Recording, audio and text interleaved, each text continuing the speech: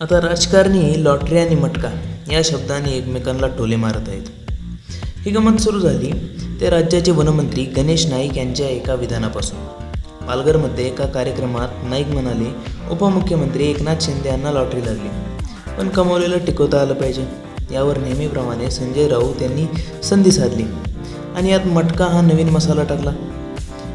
राऊत म्हणाले, कुणाला तरी लॉटरी लागली आणि ते मुख्यमंत्री झाले.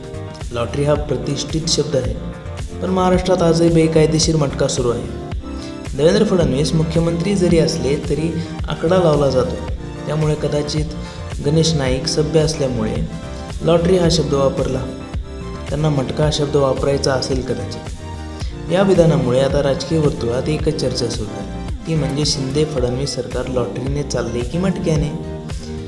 राजकीय निरीक्षकाचं म्हणणं असं आहे की भविष्यात कदाचित विरोधक सरकारला मटका किंग किंवा लॉटरीवाले दादा अशा टोपण नावाने हाक मारतील. राजकारण आता आकड्याच्या खेळासारखं झालं आहे. जिथे कोणाला आकडा लागेल, कुणाचा हात लागेल, काही सांगता येत नाही.